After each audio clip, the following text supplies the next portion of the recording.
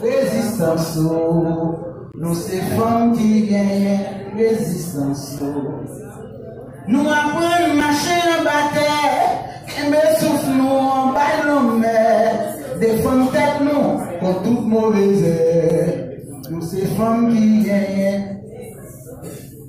Yo pilem, yo pas qu'akrasen, yo mouyen, yo pas qu'avalen. Nous dit passer, nous roche coloche. Nous c'est femmes qui gagnent résistance.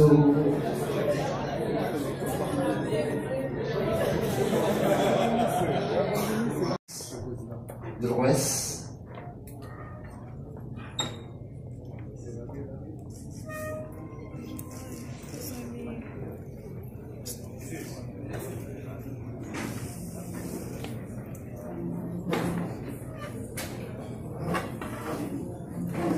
Tout le plaisir est pour moi d'intervenir cet après-midi au nom du ministre du Commerce et de l'Industrie, M. James Monastir, à l'occasion de la fermeture de ce forum combien crucial en ce moment pour l'économie haïtienne, organisé autour du thème stratégie de relance des activités du secteur micro, petit et moyen entreprises. Je voudrais saluer le courage de la Fédération haïtienne des micro et petites et moyennes entreprises pour cette initiative très ambitieuse et pour son invitation. Aujourd'hui, nous traversons une période de grande turbulence. Dans ce contexte difficile, les MPME qui emploient une grande partie de notre population se trouvent particulièrement vulnérables. Elles voient des activités perturbées, leurs investissements menacés, leur chaîne d'approvisionnement interrompue. Les conséquences sont lourdes. Perte de revenus, fermeture d'entreprises et chômage accru. Ce qui alimente un cercle vicieux de pauvreté et d'insécurité. Cependant, malgré ces obstacles, nous sommes ici, réunis par la Fédération haïtienne des micro et petites et moyennes entreprises pour affirmer notre engagement à relancer les activités de ces entreprises, plus particulièrement celles du département de l'Ouest et de l'Artibonite, qui constituent le poumon de notre économie. Mesdames, Messieurs, pour réussir, nous avons besoin certainement de la collaboration de tous les acteurs.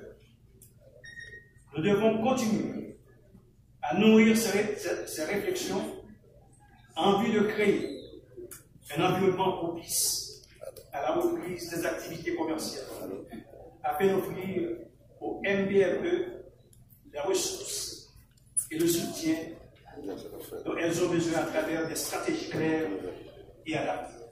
De la satisfaction pour nous, pour nous prouver que Haïti pas pire, Haïti pas fini. Nous avons souhaité tout le monde dit même pas ça. Haïti pas fini. Parce que dans un contexte si difficile ça, pour que nous arrivions à gagner en cette invitation. Nous gagnons 10 départements. Parmi 10 départements, à peine si nous gagnons 4 départements qui vont représentants. Ça prouve nous que si nous sommes capables de réunir toute organisation là, et chaque organisation, c'est seulement comité exécutif organisation qui représenté par 2 mondes ou bien par 3 mondes qui balance ça nous est là aujourd'hui. Ça nous dit que Haïti encore vivant. Et pour nous capables de conserver vie ça que Haïti rester là-dedans, c'est nous toutes qui pour consentir nous que nous unissons ensemble pour nous capables de permettre que Haïti revive et continue de vivre. Nous en dedans équipe panou qui c'est fameux chambre commerce et centre commercial, c'est un ensemble de monde qui met tête nous ensemble avec faible moyen que nous gagnons et nous mettons institutions vivantes. Nous réalisons un pile bagaille et dans un moment très difficile parce que nous avons un ensemble de projets qui commençaient à partir de 2019. Nous avons 2019, puis 2024. C'est une transition qui est très difficile. Et avec difficulté que nous rencontrons en dedans pays, nous forcer, nous faire résistance et nous bailler naissance avec le centre commercial qui réunit environ 800 shops. Et dans 800 shops, chaque shop a une quantité de commerçants, une quantité de monde qui vivent au débat de l'eau. Nous baillons naissance avec une chambre de commerce haïtiano-panaméenne qui permet que 10 ans avant, pas de relation commerciale directe entre Haïti et le Panama. Nous retournons avec vol direct que les commerçants haïtiens nous passé directement des aéroports internationaux d'Haïti et vers le Panama. Ça,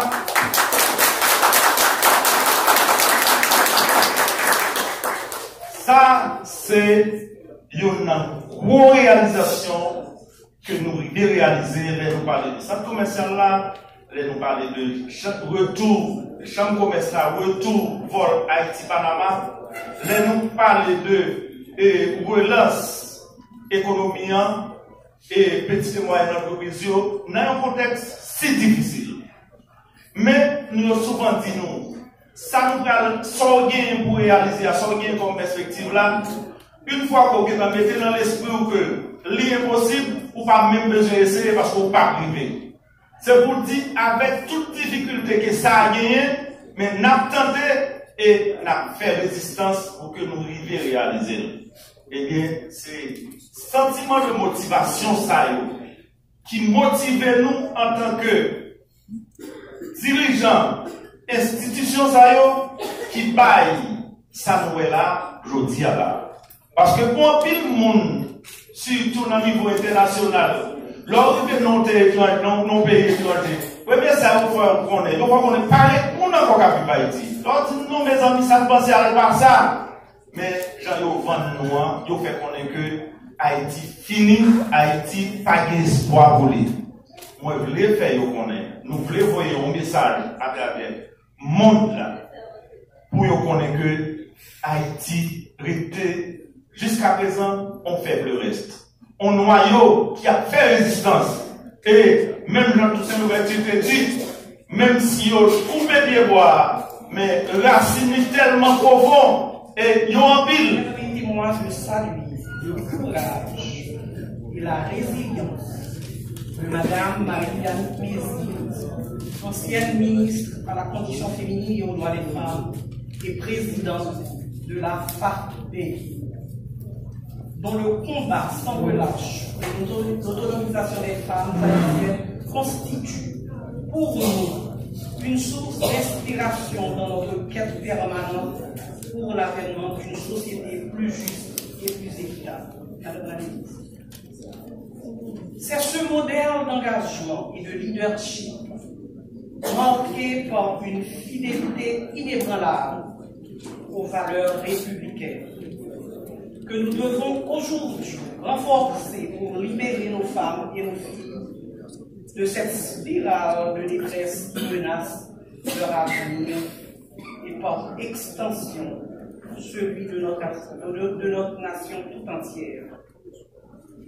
Et c'est également à son invitation que la ministre Suzanne se sent honorée de joindre à vous aujourd'hui pour lancer ce forum sur la stratégie de relance des activités du secteur des micro, petites et moyennes entreprises dans un contexte de violence de gangs armés organisée par la FARPE. Cette initiative, en se voulant la caisse de résonance des cris de ces femmes victimes de la violence armée, qui dévaste nos communautés répond à un problème profond sans précédent dans notre histoire. Oui, aujourd'hui, la souffrance silencieuse de ces nombreuses femmes, nos sœurs, nos mères, nos filles, plongées dans un profond désespoir à travers notre pays, doit toutes et tous nous interpeller. Ces femmes, jadis piliers de leur foyer, sont aujourd'hui dépossédées de tout, forcées de fuir leur maison, leurs repères, à cause de la violence armée qui ravage certains segments de notre société. Imaginez une mère chassée de son foyer en pleine nuit, avec pour seule compagnie ses enfants terrifiés.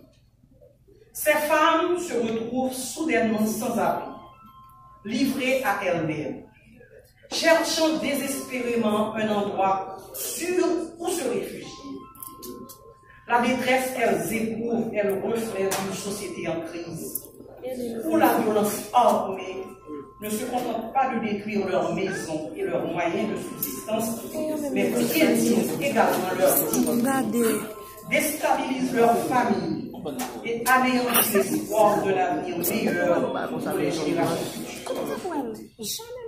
Au cœur de cette stratégie innommable, au cœur de cette tragédie innommable, ce forum arrive à point nommé pour nous permettre, d'une seule fois, d'affirmer haut et fort que la violence qui s'abat sur nos quartiers, qui désintègre nos familles et qui paralyse nos économies locales ne doit plus être tolérée. Trop de vies ont été brisées et trop d'espoirs anéantis. Il est grand temps pour nous de nous mettre debout, ensemble, pour relever ce défi avec courage, détermination et solidarité. La mise du ministère à la condition féminine et aux droits des femmes, il est mis en œuvre 3 projets à impact immédiat visant à apporter des réponses décisives et efficaces aux défis que rencontrent nos concitoyens. Ces initiatives qui témoignent de notre détermination à garantir justice et opportunité en posant des bases solides pour une véritable réforme sociale. Ils sont insertion socio-économique des femmes et des filles mères, qui est la mise en œuvre de programmes offrant des formations professionnelles adaptées et des soutiens financiers pour permettre l'autonomie économique des femmes et des filles mères dans les 10 départements. Appui aux femmes et filles victimes de violences qui se matérialisent dans la création de programmes d'aide directe incluant soutien psychologique, mesures de protection et réhabilitation pour les victimes de violences à travers le pays. Soutien aux femmes incarcérées qui donnent forme à une amélioration des conditions de détention avec soutien psychologique, fourniture de kits essentiels et repas chauds quotidiens pour préserver leur dignité et offrir des perspectives de réhabilitation. Le gouvernement a fait tout ça qui est dans le pouvoir pour changer les conditions de la vie femme dans le pays d'Haïti.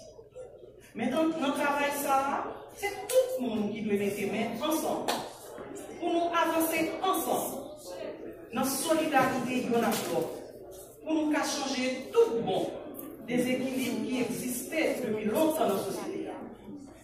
Une de nos principales revendications familiales dans le moment crise, c'est pour nous jouer moyens pour le travail, pour réorganiser les commerciaux, pour jouer une libération économique. Famille demandé bon genre formation à crédit pour créer propre business à l'entreprise, pour être responsable, retirer famille dans la rue et puis préparer l'avenir petit dans respect activité. C'est peut-être ça. Nous avons appuyé toute initiative, tant que forum ça qui réunit aujourd'hui, secteur privé, microfinance, banque, partenaires internationaux, organisation femmes, avec machin qui permet femmes nous reconnecter à toutes sources d'opportunités qui ont une porte pour un avenir meilleur pour eux.